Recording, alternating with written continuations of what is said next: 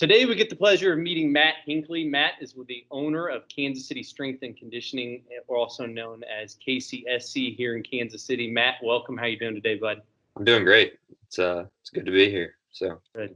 Well, I got to coach you in around 2010, 11, 12 time frame with the Barnstormers. So we kind of have a history of baseball together. Now you've continued your career in baseball and sports performance. So we're going to talk a little bit about what you do, what KCSC is, and kind of how you got there. First, let's talk a little bit about KCSC. What is Kansas City Strength and Conditioning? So we are about a 10,000 square foot training facility. No, it's kind of the vague overarching idea of it, but we specialize in baseball, softball development. So overhead and rotational sports.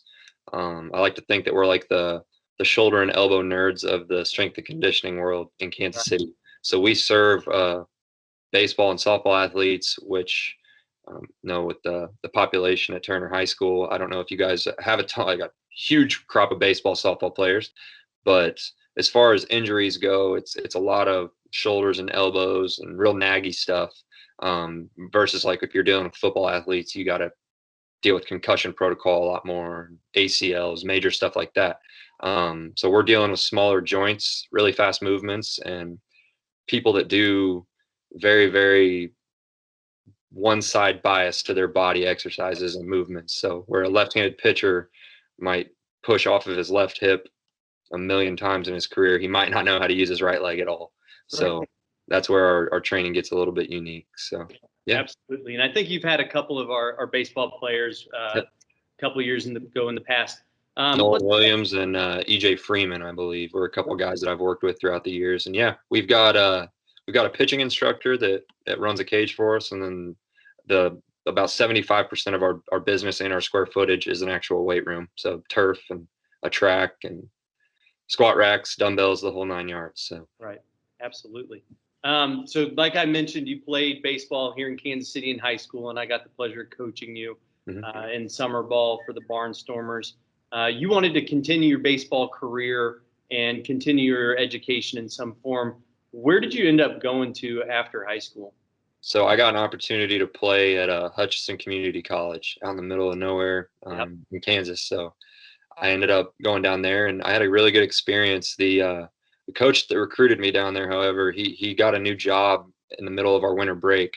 So the guy that recruited me in there and that I really liked, that kind of drew me to the school in the first place, he was moving to Dallas over Christmas. So not that I had a huge dislike with the guy they brought in, but it was just a little bit of a difference of opinion on how he was going about stuff when it came to pitching mechanics. Right. So I ended up after that first year at Hutch, kind of seeing what other opportunities were out there at four-year schools, and ended up settling on Emporia State University. So moved a little bit closer to home, but at high-level Division II baseball. The time they recruited me, they were the #1 school in Division II. So that was definitely an appealing thing for me as a JUCO guy. So. Right, absolutely. So you went to Emporia State, and while you were there, you kind of were trying to figure out what you wanted to study. What really drew you into exercise physiology? So it's kind of funny. I started out as an elementary ed major when I got to Emporia State. So I was just kind of throwing stuff at the wall. I really didn't know what I wanted to do. And, every time you go home from school, you're getting pestered about it. What are you going to do with your life? And it's like, I'm 17, 18 years old. I have no idea. Right. Give me some time here. But no, I actually, an injury led me to the industry. So I went from elementary ed as a sophomore.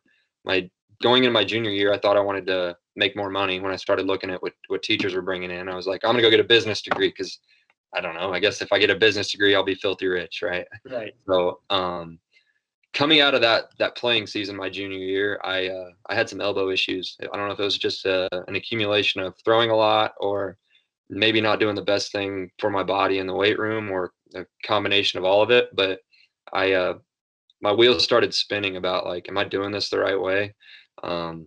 So I jumped on YouTube, jumped on Google, what most kids do when they're trying to learn something that interests them. And I tripped over a guy's name. This would be 2013. Tripped over a guy's name, a guy named CRESSEY, right, who now is a much bigger name. He's the director of sports performance for the Yankees, but at the time he was just kind of coming onto the scene as the baseball strength guy. Yep. So when you play college baseball, they set you up with a place to play in the summer most of the time, unless you've got an injury or you want to work in the summer or whatever. So when I'm having that conversation with my coach, he was trying to get it set up for me to go play somewhere, and I was like, I think I'm going to take the summer off from playing. I need to get my body right. So I'm going to go train with this guy that I found on the internet. He kind of looked at me sideways for a minute, but I ended up going up there with one of my best friends and renting a house in Boston, which is where his facility was. And I went into a bunch of debt to train. So basically leaned on my student loans to pay for the house and get the experience of training up there. And I think I was 2 or 3 days in, and I've told this story a handful of times, but it's hard when you walk into an environment that's like that you adhere to right away to not go, this is what I'm going to do for the rest of my life, and just be all in on it. So I went from a business major to getting hurt to going to train at this facility.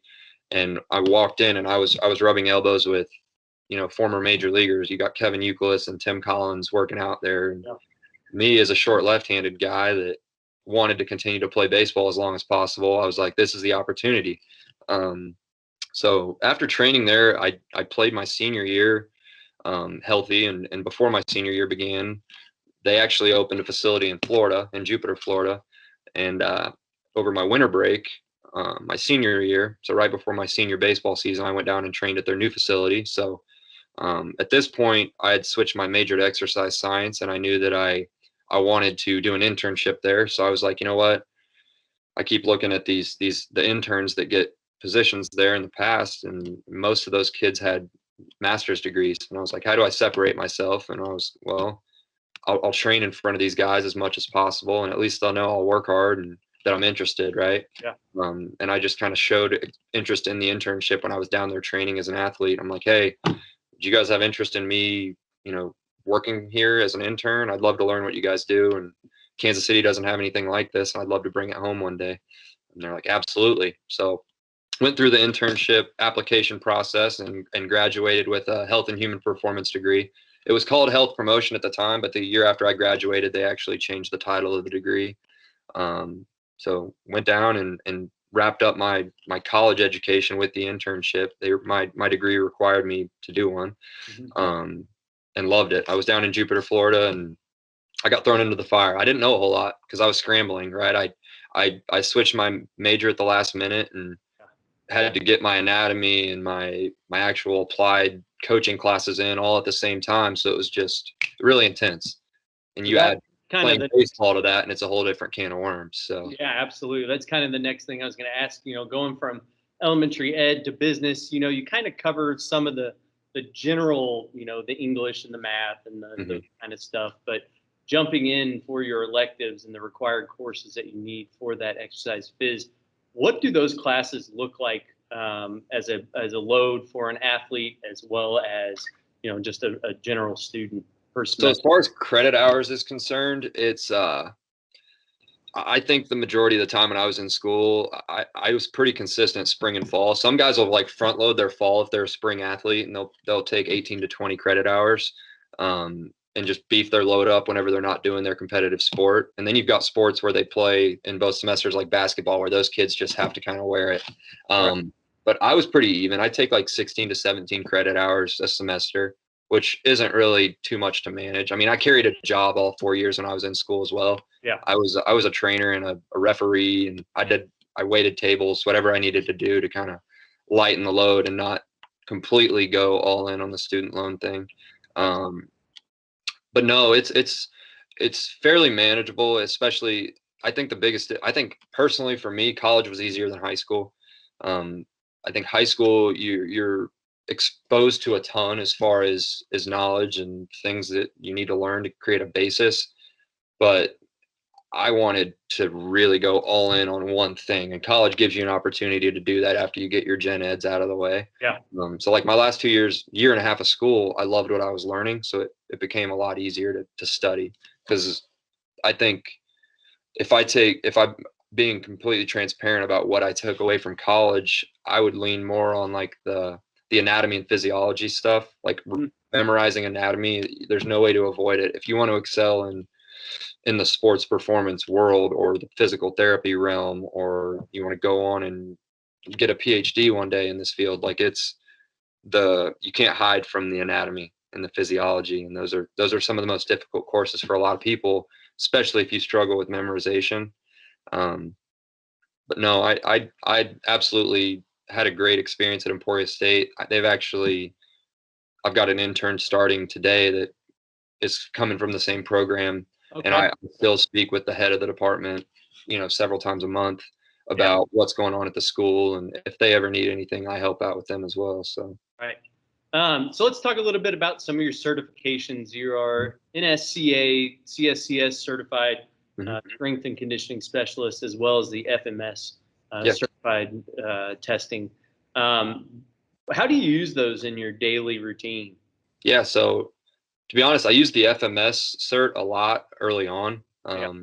I think when you are new in the strength and conditioning world, the FMS gives you structure. It gives you something to kind of lean on to prioritize exercise. Now, I've changed my assessment process to fit more of the baseball demographic over the years, so I use it less. I use a lot of the principles of, looking at movement and trying to quantify what I want to approach when it comes to Yeah. helping somebody get better at a sport. Um, but to be honest with you, it was something where when I was new in the industry, I was just trying to take in as much in as possible. In my day to day, I don't use it a ton anymore, but Right. I think if you're a young coach, it's a great cert because it gives you a good foundation to kind of go deeper Yeah. into other realms off of. Um, but no, the CSCS is just kind of the gold standard for our industry. So I mean, if you're going to work at the collegiate level, professional level, it's almost like a given that you're going to have a CSCS. Now, with me being in the private sector, technically, according to the state of Kansas, I don't need to have any certifications to do what I do. Right. But I think it adds a layer of professionalism to, I mean, not just my bio on our website or anything like that, but if I have to, and I very rarely, to be honest with you, get asked by parents what certifications I have. Like it doesn't come up a lot. Yeah. I think they just assume that we're qualified, based on word of mouth or whatever. But Right. um, if God forbid the gym went under tomorrow and I needed to get a strength and conditioning job at a school, I'd be qualified on paper to do it. Right. And it also, I think that the added benefit is every 3 years I have to recertify. And that requires me to stay up on continued education. So it does force me to continue to learn, Yeah. which Which is I always think if you quit learning, you're gonna get staled out no matter what you're doing. So it kind of keeps me in check there. right. So, Well, that's kind of good. similar to like my baseball coach kept me in check in the classroom Yeah. whenever I was playing. So Yeah, definitely. So as a gym owner, private sector, you're talking about with your softball and baseball athletes, every day is going to look a little bit different. A lot of people are like, oh, well, what's a day? What do you do on a day-to-day basis? yeah, Your day-to-day is always changing with what we were talking about earlier with college kids right now. It's the end of May, and hmm college kids are returning home. Their seasons are ending. So kids that you've trained in the past from their high school are now coming back after they're out of college, looking to train and get better with you. So your week changes based on the season. In season, out of season, summer ball, this, that. hmm What's a general week in the life structured training look yeah. like for you? So I'll tell people if you want to open your own business, there are no, like, you never clock out. Like I'm always available thanks to my cell phone, right? Like I get the 10 o'clock at night text from a kid, hey, what time did I sign up for tomorrow? Or hey, at 11 o'clock at night on a Sunday, hey, I need a new sheet tomorrow morning, and he's going to show up at 9 o'clock for our first session. And it's like that kind of stuff is just unavoidable when you own your own business. But so I would still rather deal with that than like work for corporate America any day of the week. But no, a normal day for me, I wake up and I filter through emails, and I get a ton of emails. I prioritize who I'm going to respond to based on importance. Like I said, if somebody's texting you asking you about something that's 4 days away at midnight, like Right. I can get back to them the next day. It's not a huge deal. Um, But no, after I check emails, I'll make sure I use an agenda like they pass out. I don't know if they still do in high schools. Yeah. But Yep. when you start the semester, they give you an agenda. I used it on paper. I've got coworkers that use their phones to keep their day organized. I still like to write everything down. So in my agenda, I've either got meetings that we have coming up, whether that be with baseball academy coaches, high school coaches, so on and so forth, physical therapists. I'll also have a list of names of programs that I need to get done, because every kid that trains at our facility has their own program. We take them through a screening process and write them their own workout. Right. So if I write a name down, I know that I need to get that program knocked out, because when they show back up, they're going to be expecting a new program ready to rock. Yeah. And then like you already kind of alluded to, depending on what time of year it is, our hours change. So in the winter, our minor league guys work out at 10:30, 11 o'clock in the morning. They'll wrap up about around 1:30 usually. And then we fire back up at 3:30 in the afternoon when it comes to training. And then we'll work sometimes as late as 9 o'clock in the wintertime. And that's November through February, like the peak of our off season. Yeah. Then when high school baseball starts up and our minor league guys ship off in February, our springs lighten up quite a bit. So I tell guys my life's crazy from, I'd say May through February, and then we lighten up in the spring. So that's typically if we're going to take a vacation when we do it. But yeah, we fire right back up. So like starting in June, our summer is pretty crazy time for us as well, but it's more of a 9 to 5. Because the high school kids are out of school, the college kids can drive. Our evenings are only, or like our late afternoons are typically just filled with our younger kids who can't drive themselves. So we come in about 9 o'clock and we run through until 5:30, Monday through Thursday, and then we are open 6 days. So the only day we don't work is Sunday. Our model is made up of, we call it a semi-private model. So when I say that we're training, there could be anywhere between 6 and 12 kids in the weight room at a time. And I've got, let me count, we've got myself, my business partner, John. I've got 2 other full-time coaches and then a pitching coach that are our full-time employees. And then we've got an internship program as well. So this summer we'll have 4 interns. Oh, nice. So I guess it'd be 9 different sets of eyes on the training floor, and you'll see 6 to 12 kids working out at a time in the weight room, and then like 3 to 6 kids in our pitching tunnel at a time.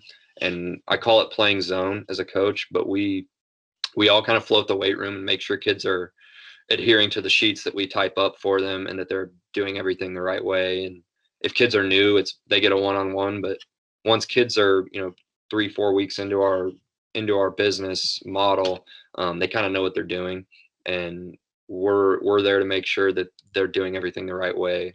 Yeah. And I tell our employees, like, these parents are paying us for our eyes to be on their kid and make sure that that we're not missing too many bad reps. So we want our people coaching. So right. Absolutely. So what is something that you're most proud of, looking at you've been in the industry for I think about 5 or 6 years now. Mm-hmm. What's something that you're most proud of? So like on a personal level, I think that like something I take a lot of pride in is like when people buy into our program, our process, we've avoided catastrophic injuries like to a much higher degree than a lot of the people we compete with around town. I think of our minor league group, which is in the high teens as far as numbers that we've worked with, guys that get paid to play baseball. We've had 1 injury that required surgery, and I'd like to have that number be 0, but that's just the nature of the sport. It's something where when guys throw 95 plus miles an hour, there's risk in there. So we've got a pretty good reputation building up though of keeping guys healthy, which the best ability is availability. And I think that, a lot of football coaches will agree with that. If a kid's an awesome football player, but he's got knee issues or ankle issues or back issues or whatever, and he can't play, it's irrelevant. So first and foremost, we try to make sure that our training is, if a physical therapist looked at our programs, they would be like, I like this. I'm not worried about a kid getting hurt underneath your tutelage. Right. Because the last place a kid needs to get hurt in my eyes is in the weight room. there should be next to no injuries occurring in the actual weight room. And if they are occurring in the weight room, it's the coach's fault 9 times out of 10, in my opinion. So no, that's something I'm proud of. And then just from like a general business sense is October will be year 5 of having our actual business. So coming up on half a decade, and this is my 6th year of being like self-employed. I think when you're fresh out of college and you start something like this, there's a lot of people that look at you like you're going to start your own thing right now. Like as a 22-year-old, you've got very little experience, and it's like, sure, yeah. I mean, why not now? I don't have kids, or I'm not held back by a whole lot, right? So the fact that we made it through a half a decade, and you add the pandemic into it, and we grew last year, even being shut down, that was kind of, and like that was something that I take pride in for sure. Absolutely. It's definitely different. We've gone from being a really small outfit with just 2 of us to hiring people, and you know, it's something where the bigger this thing gets, the more everyone, periodically I have to remind myself to look back and go, our gym used to look like a Harry Potter closet. Now it's 10,000 square feet. Like that's something that's pretty cool. So yeah, that's pretty cool. So you mentioned, having your business partner, having the other people that work for you, the 3 people, and then you're bringing on 4 interns this year. What's the importance of your coworker relationship dealing with communication and athletes? I mean, it's huge. I mean, if I can't convey what I want our message to be and what I want the programs to look like and what I want our screening process to look like, I think that a lot of the other outfits around town, their demise has been, they've got 4 or 5 gyms in one city that can, honestly, I think Kansas City, you can function with 1 or 2 facilities with the size of the city. Yeah. But they spread themselves thin with all these little micro facilities all over the place. And then you've got 15 coaches doing 15 different things. There's no congruency. There's no unified message.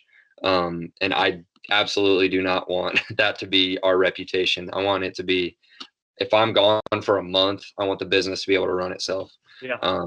Which learning how to be a manager is something that I never had any kind of formal training on. I mean, I tried to be a leader when I played baseball, but it was something where I'm just figuring this out as I go.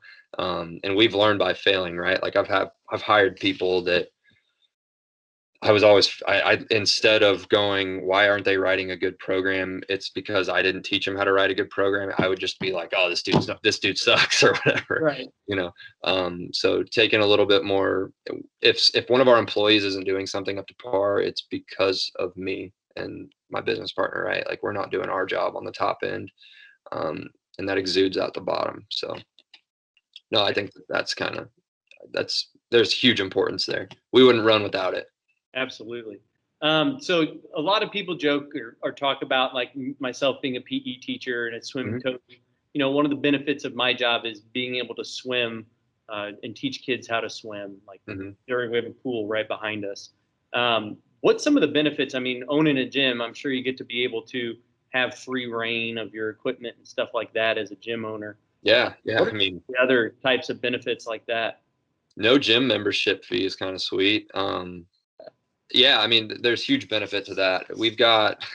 I've got a handful of former coaches and interns that played collegiate baseball or played sports back in the day. And right. The fact that they can, on a lunch break, hit some baseballs in our cage or you be around the game, I guess, is what's been huge for me. Because I knew I didn't want to be an on-field coach. I didn't want to give up every weekend for the rest of my life. Yeah. I didn't want the 9 a.m. on a Sunday in October playing fall ball. I didn't want to be out at the field. So this was like the next best thing, to be honest with you.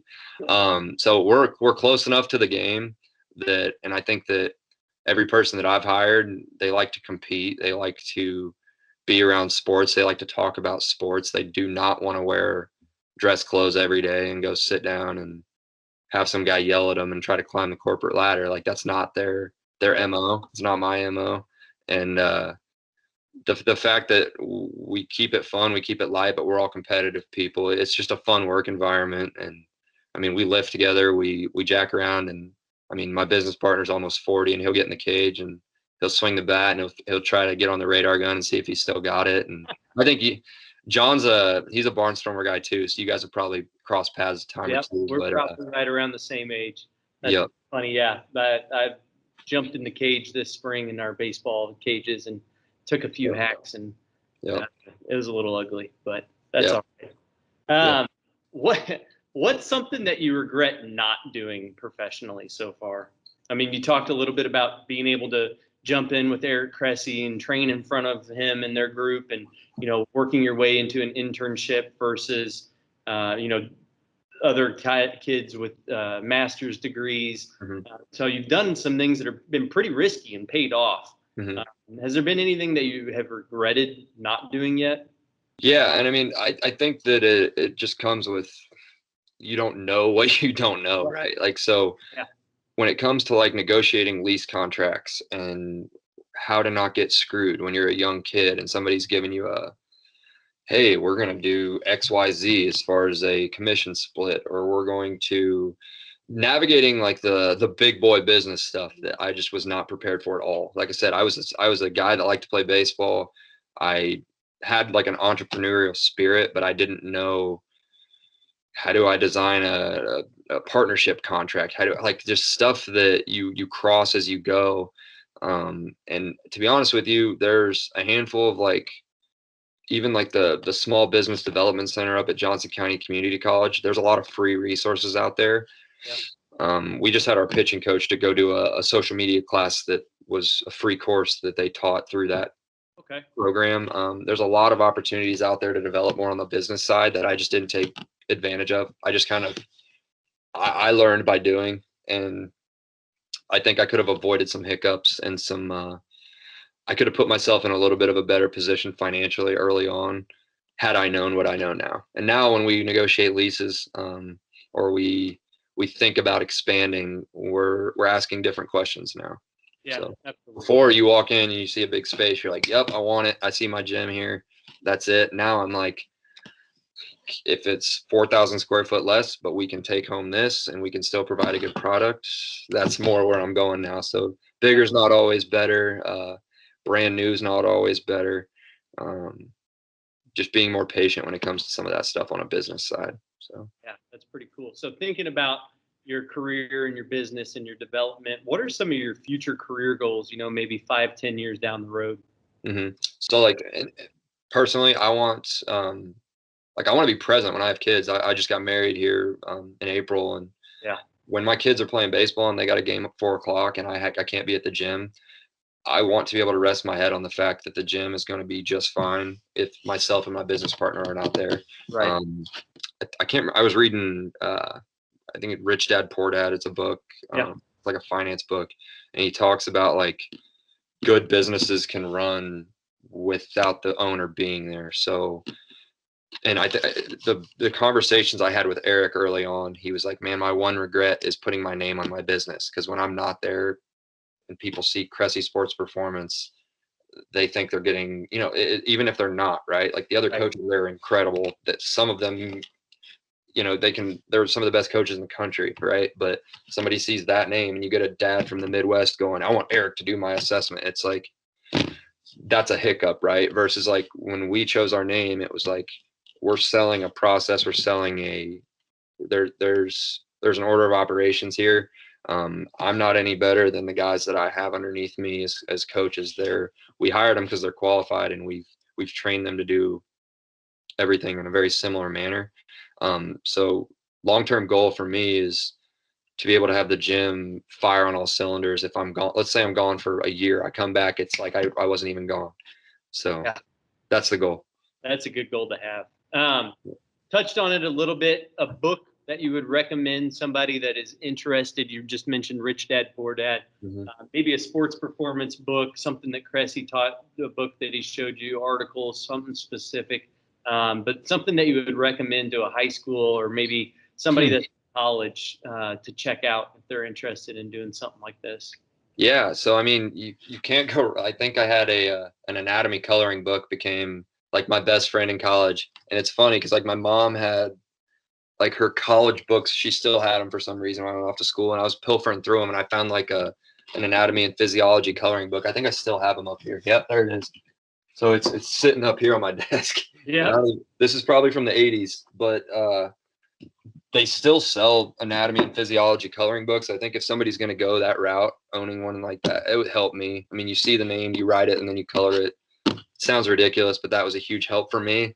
As far as like something that it was impactful on me, the mental game of baseball was something I really liked. I liked reading a lot of Brian Cain's stuff. I think the mental fortitude that you get from playing sports and the mental toughness that you get through failing, right? Like I was a pitcher. I had really bad days at times, right? And learning how to deal with getting kicked in the teeth. It's helped me in business and navigating a lot of what comes in being self-employed. So I think if somebody has, even if it's not in this field, they want to go the entrepreneurial route, reading books on mental toughness. And then honestly, like where I was the most weak was the finance side. I already talked to you. I read Rich Dad Poor Dad. I don't know if Turner does like a Dave Ramsey course, but anything that he puts out is great as far as like debt reduction and stuff like that, and how a lot of times you graduate college and you're getting 40 credit card offers in the mail. Avoiding stuff like that at a young age. If you can, even like my student loans, like, right, if I could have worked another high school job or whatever, that would have set me up to not bite off quite so much. That kind of stuff, right? Like you get cuffed, you get a student loan payment and then a car payment and then a credit card payment. You're just choked out by debt. Your business can only do so much because you can only have so much to invest back into it. So that kind of leads into my next question. What's something that you wish you knew in high school or early on in college that would help you with your career now? Yeah, that debt is dumb. Like I think the phrase like borrower is slave to the lender, right? Like yeah, everything that you finance, there's no such thing as like an easy payment. Like anything that you finance is going to hold you back. And especially true in business, right? Like we were a bare bones operation for a long time. To be honest with you, there were a couple months where when it was really tough and we've got rent to pay, you're pulling money out of your own account just to pay the landlord to keep your business afloat. And that's part of the growing pains when you're young. But God, if I could go back and turn the clock, I would have had a lot more cash between me and the banker. So I think that would be huge. If I was 16 years old and I had an opportunity to take some type of financial course, because I like when I look back to personal finance in high school, it was like, this is how you write a check and this is how you balance a checkbook. It wasn't like, this is how you should go about taking the money that you earn in a month and investing it or so on and so forth. Right. So, percent to spend on exactly. Like this is how you should chop up the money that you earn in a month. You should just spend it all, right? So let's look at, I got three more questions, or actually four, sort of. Cool. What is a product that you use on a daily basis, like a gym piece of equipment or something that you use to write your programs that you really love and use on a daily basis? So we're still kind of crafting it, but something that I think is going to help. I told you that I want the business to be able to run itself and I want our systems to be automated. Over the last couple of years, I've been building an Excel document for our training that our coaches can use to plug and play as far as exercise selection. So when they click the first tab, it drops down a list of exercises that I want them to choose from, to where even if I have a difference of opinion on the minutia of like John wants to give a kid a back squat, I want to give a kid a front squat, at least they're doing a squat, right? So I'm in the middle of filming our entire exercise database, and our interns help us with that as well. But once that thing is fully up and running and all of the videos are uploaded, and there's like 1,700 exercises in the database, so it's a bear. It's been, like I said, several years I've been plugging away at this thing. Right. But once it's up and running and it's ours, I think that there's a lot of companies out there that I get emails every week, places that are doing it and it's not their own thing, right? Like you pay for a subscription service and they have a drop down menu. It's very similar, but there's freedom enough to where if I hired a guy, right, and I tried to bring him up on our order of ops, he could veer off track using another service, versus what we're building it's almost seamless. Like if we have a coach that we bring in here and I'm not around, they're going to write a good program. Yeah. So that's something that I think is going to be a separator for us here in the long term. And I lean on Microsoft Excel a lot. Like I said, once that thing is done, it gets us closer to that goal. So yeah, that's pretty cool. So the next question is a two-part. So I was talking with an athletic trainer, and she kind of said, if you don't like feet, then being an athletic trainer is not for you. yeah. They wrap a lot of feet. They look at sprained ankles. They do a ton of work with feet. What's something that if you don't like, then being a gym owner, baseball trainer, it's not for you? You don't like selling and you don't like asking people for money. Because again, unfortunately, there's people that will take advantage of you if you're not. And like I said, when you're 22 years old and you're dealing with 50-year-old men and chasing them for money, you figure out pretty quick that people screw you over if they're given the chance. So, no, I mean, it's the unfortunate truth to what we're doing. A lot of people just think I wear gym shorts and I'm working out all day. But the reality is we're figuring out who owes us money. We're figuring out, we're tracking what our coaches. I mean, we're accountants. We're answering emails. We're the HR department. We do it all. So where a major corporation has 600 people doing, one specific thing that kind of makes their operation run. As a gym owner of a small outfit, you do a little bit of all of it. Right. So like I was saying, if you don't like to work long hours, don't open a gym. Don't go into business in any realm if you don't like to work, because you're inherently going to be putting in more hours than the guys that come in. They clock in for 6-7 hours and then they go home. I'll say if you don't like doing homework and you want to be a strength and conditioning coach, you're always going to have homework because new programs are always needing to be written. There's always something to do. Part of what I like the idea of like sitting down and crafting up a workout for a kid and making it fit individual goals and needs and the progressions and regressions. I like the minutiae of all that. Yeah, that'd be my 2 cents, but so it's more positive than negative for sure. Let's flip that and do, if you do like blank, then being a strength specialist is for you. Yeah, I mean, if you do like having like deep relationships with people, and I mean, we've had kids that I trained from the time they graduated high school now to the time they graduated college, and we've got kids that have gone through our internship program that became physical therapists. But